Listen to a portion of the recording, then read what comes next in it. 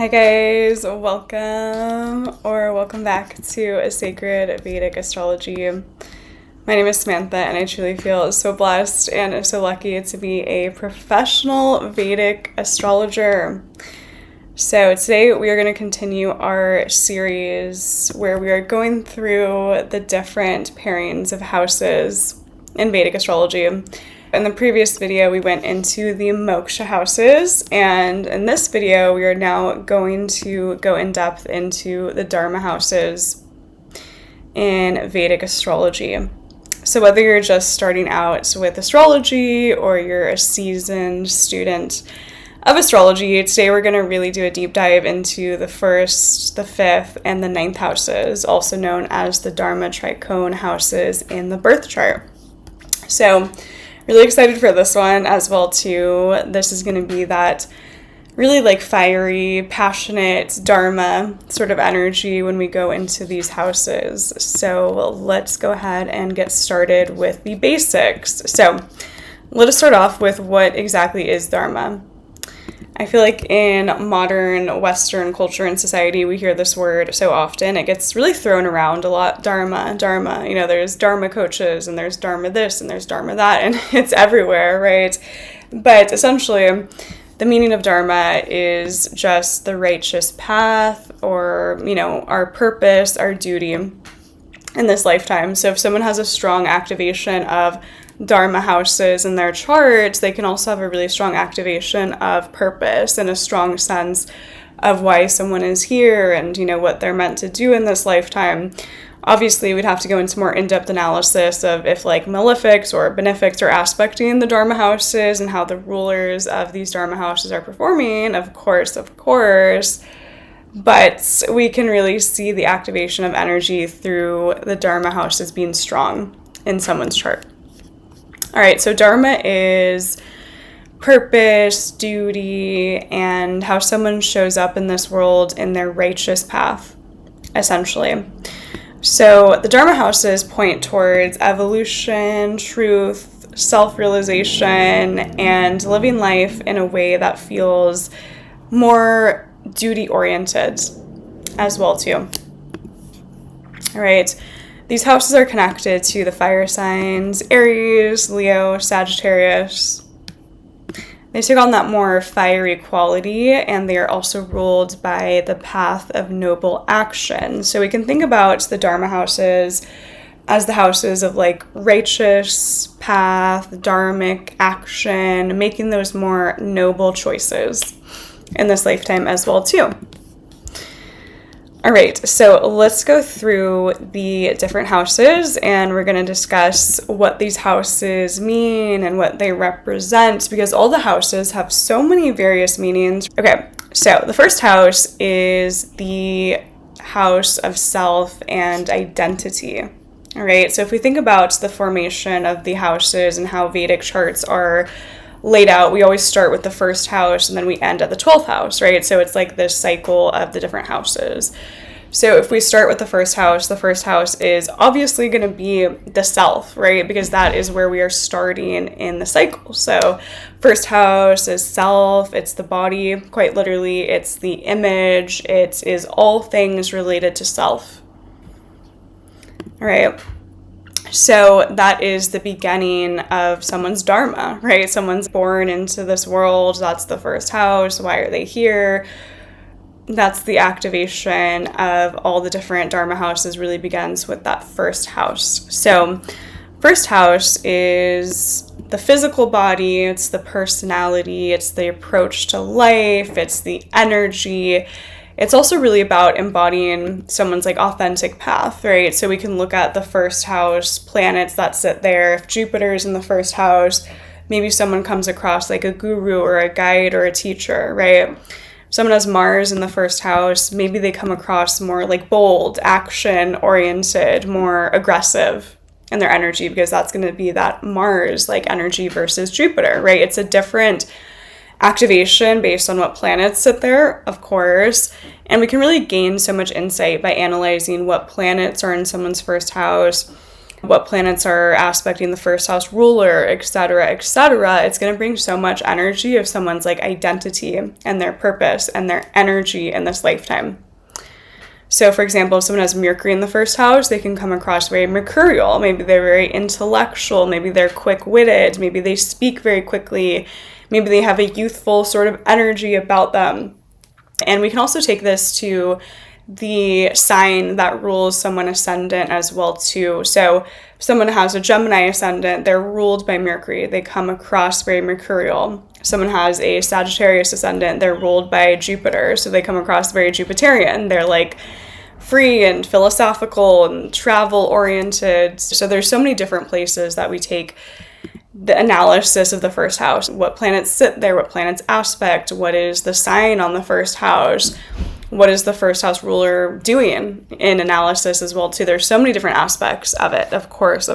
So for example, I'm a Gemini ascendant, a Gemini lagna in Vedic astrology, so my whole chart is ruled by Mercury, right? So I'm very, I speak very quickly, I'm very kind of quick in my energy, I'm always learning, I'm always very focused on education and constantly learning information, reading information, so that's a very simplistic way to look at it, but it's also very accurate as well too. So that's like one aspect of the first house analysis. All right, so essentially, the first house is about someone's identity and their path and who they're becoming in this lifetime and who they kind of always are, right? If we think about the first house and we go into like nature versus nurture, we can see the first house as someone's nature, right? It's just like who they are and their innate energy, innate aspects of their personality, innate aspects of their interests. We can really see that through the energy of the first house. It's also the body, right? So quite literally someone's like physical appearance, the way they look, the way they dress, the way they show up in the world. Maybe if someone has a lot of afflictions onto their first house, they can have like physical ailments, right? Themes like that as well too.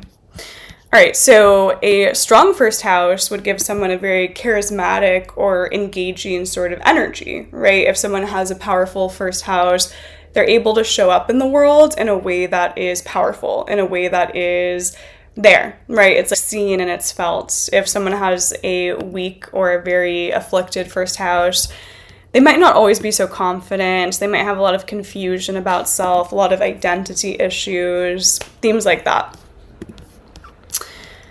All right, so the first house is really going to be all things connected to the self, and those with a lot of planets in the first house as well too. It's a lifetime where they're learning so much about the self, right? So they might have constant themes where they have these like constant lessons karmically about themselves. Also, I've seen a lot of charts where if someone has like too many planets in the first house, I always ask them and I make it lighthearted because it's not good or bad, it's just funny, but I'll ask my clients, like, do you come across self-focused in this lifetime? And they'll be like, yeah, I've been told that before, because so much energy is in the first house of the self. So it's so much activation of the self that they are actually here to really develop themselves, learn about themselves. So they might come across a little bit more self-focused as well too. All right.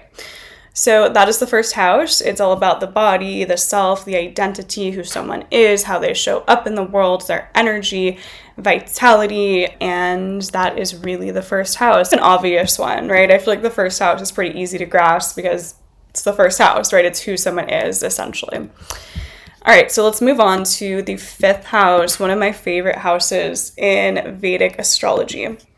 So the fifth house is our karma from past lives. It's also known as Purva Punya in Vedic astrology. So the fifth house is the accumulation of all of our past life credits, essentially. So if someone has a really strong fifth house, they've done some good deeds in past lives, they might be very connected to their past lives. If someone has a very weak fifth house, they might be working through some more negative karmas from past lives as well, too. The fifth house is our merit from the previous lifetimes. It's also creativity, it's intelligence, it's the mind, and it is really linked to children, romance, mantras, spiritual technique, investments, and past life credit. So the fifth house is one of my favorite houses because I feel like it's the house of expression, right? It's how we express and how we show up, and it's a very creative house. So whenever I'm looking to the chart of an artist, I always look to the third house and the fifth house for the arts, right? Fifth house can be very artistic, very creative, as well as the third house. So the fifth house can be artists, it can be writers, it can be those who really want to express themselves. It also connects to publishing as well too. The fifth house is also that house of like romance, and I would say more like quick romance, right? Seventh house is like these long-term contracts and agreements. The fifth house is more short-term or short-lived connection as well too. There's a difference between the fifth house and the seventh house energy, very, very different. So, for example, if someone has Venus in the fifth, they can have such strong creative dharma, so much creativity. They can love beautiful, artistic poetry, and they love romance, and that would be the energy of Venus in the fifth house. If someone has Saturn in the fifth house, they might be more disciplined or structured when it comes to creativity, when it comes to investments, when it comes to children. They might feel a lot of pressure or a lot of responsibility around those themes, but they're still going to have an interest or an activation there as well too. One aspect of the fifth house that took me a while to get into my mind was that the fifth house is investments. It's really, really important because I see a lot of charts where the fifth house is very prominent and they work in investments or investment banking, or they love to invest their own money into different sources because that's a really strong aspect of the fifth house. And it's one of those things, again, the eighth house isn't so connected to other people's money in Western astrology. Like, I feel like it's a theme that people miss a lot. Similarly to that, people miss the fact that the fifth house is connected to investments. So you never want to forget that, because someone can have a really strong sun in Leo in the fifth house and they're in investment banking, right? They're not an artist. So it can really go into these different meanings of the houses, right? If you want to be like an accurate astrologer, something that my second Vedic astrology teacher would tell us is you go through all the meanings of the houses. It's not one, it's not the other. Go through all of them, right? If someone has a really strong fifth house, are they the artist? Are they the creative writer? Or are they the investment banker? Which one is it?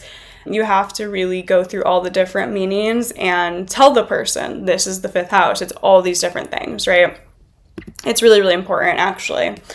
Okay, so the fifth house is also the mind as well, too. So if someone has a very active fifth house in Vedic astrology, they can have a very active mind. Something that's really, really interesting to analyze, because I started seeing this show up a lot in my practice, was malefics in the fifth house. Someone can have a more negative mindset. So Saturn in the fifth house is someone who's like prone to these like depressive sort of Saturnian thoughts, right? They might be like, oh, things are always so negative and things are always so bad and things are always so heavy and life is so hard. And then someone has Jupiter in the fifth house and they're like, life is so great and everything's always working out for me. So there's really a difference in the mindset when it comes to benefics in the fifth house or malefics in the fifth house. I remember I had a client once, and this isn't from a place of judgment, but it was just a place for me to really see like how these things are unfolding in real life. And he had Saturn very strong in his fifth house.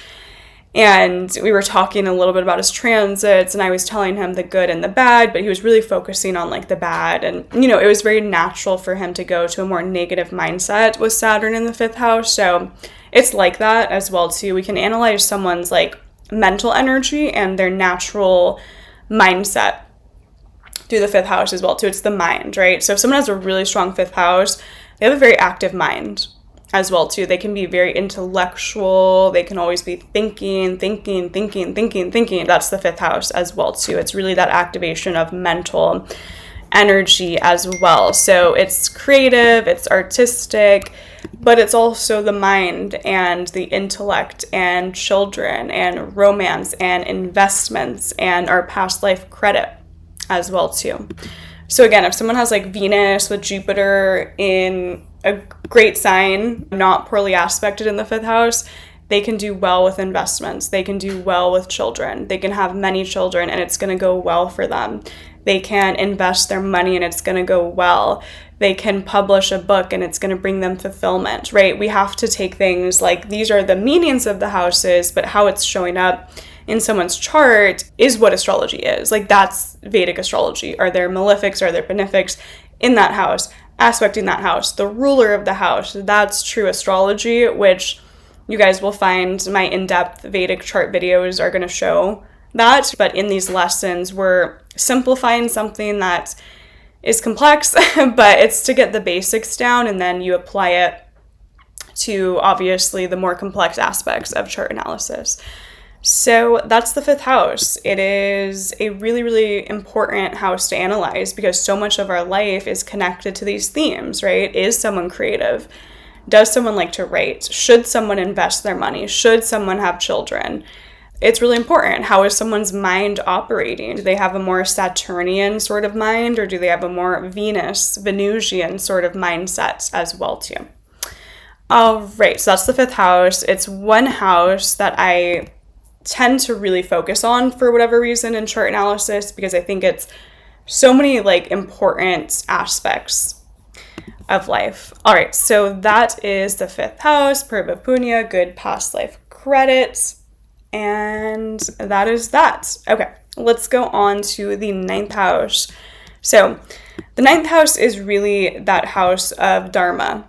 Really that dharmic house. It's really connected to teachings and guides and gurus and wisdom and higher knowledge, and it's also the father in Vedic astrology.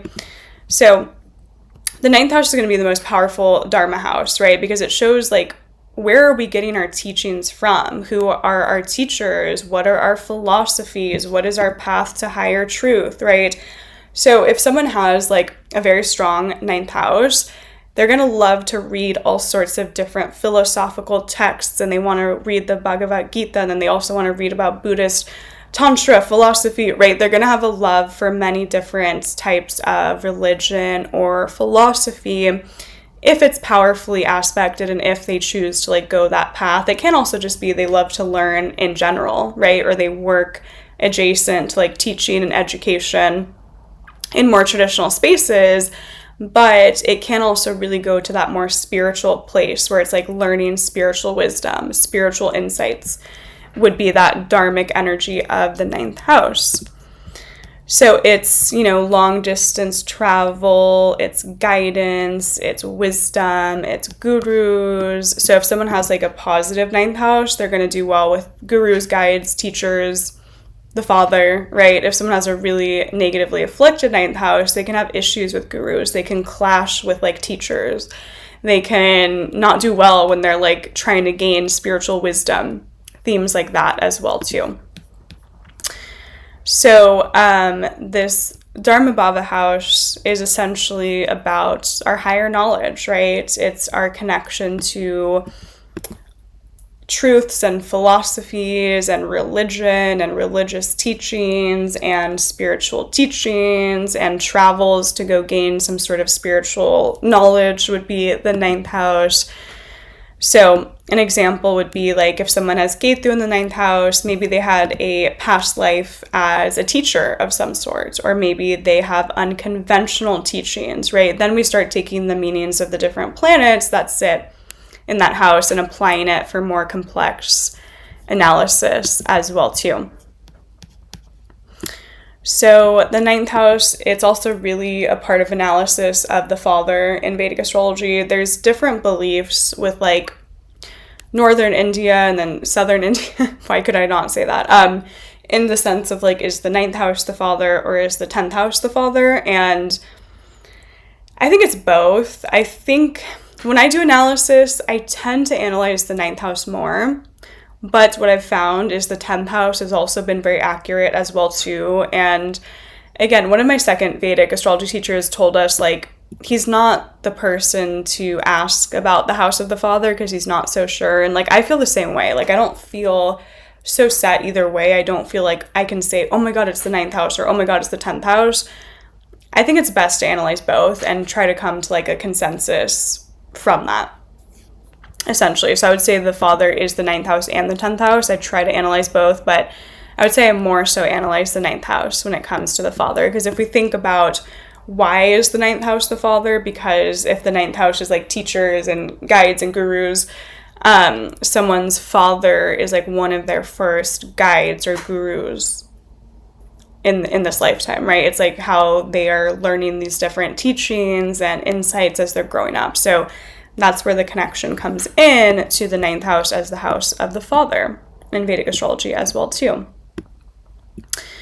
So if someone has a strong 9th house, they love to learn, they love to travel to different places, they love education or teachings or philosophy. They can have a love for wisdom, and I find a strong 9th house can also connect to a strong sense of justice as well too. So it can also connect to like law or the legal system or someone who's seeking justice in that way as well too. So like Jupiter is very much connected to the 9th house, right? Jupiter is like guru, guide, wisdom, higher belief, travel.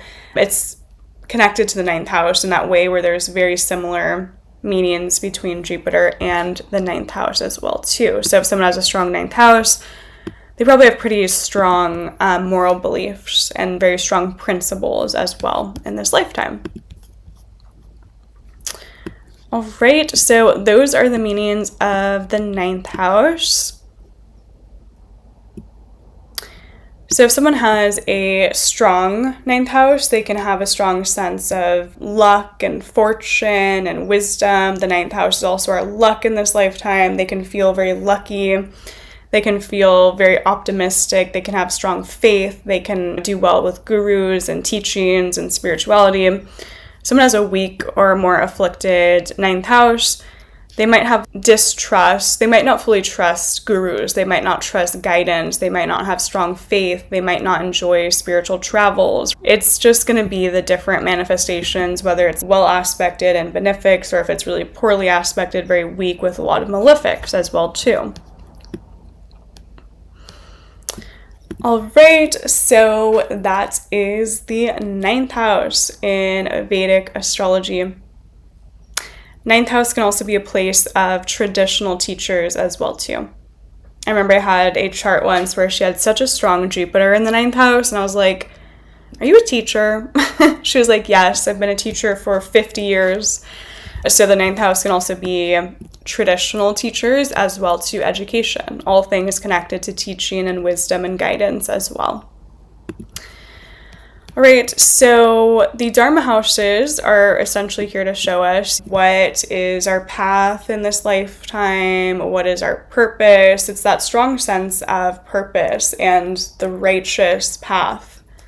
Right, it can be strong morals, strong ethics, strong beliefs if someone has a lot of really strong Dharma houses activated in their chart.